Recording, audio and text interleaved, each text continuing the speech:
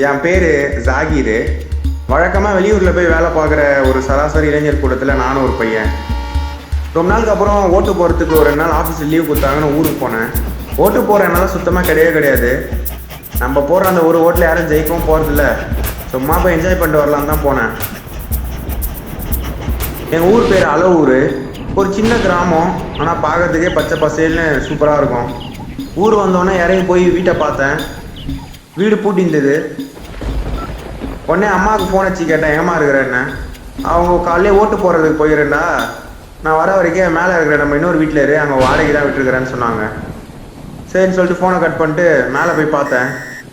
மேலே கூப்பிட்டு பார்த்தேன், எவனையும் காணோம். அப்புறம் சரி நம்ம வீடு தானேன்ட்டு ஸ்ட்ரைட்டாக உள்ளே போயிட்டேன். உள்ளே போய் பார்த்தோன்னே எனக்கு ஒரே ஆச்சரியமாக இருந்தது.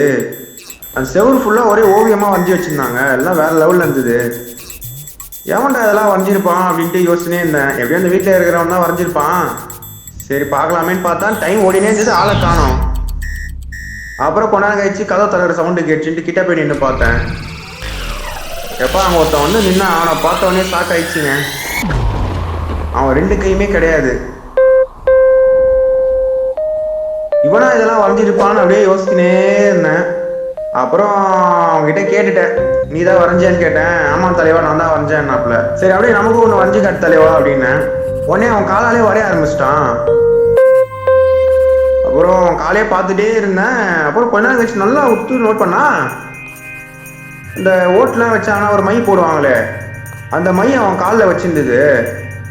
அப்பா ஷாக் ஆயிடுச்சுங்க எனக்கு. 2 கையில் அவனே காலில் போய் காலால் ஓட்டு போட்டு வந்துக்கிறான். நம்ம 2 கை இன்னுமே அசால்ட்டாக விட்டுமேன்னு ரொம்ப ஃபீலிங் ஆகி போச்சு. அதுலேருந்து இப்போ வரைக்கும் நான் ஓட்டு போடுறத ஒரு தடவை கூட விட்டதே கிடையாதுங்க.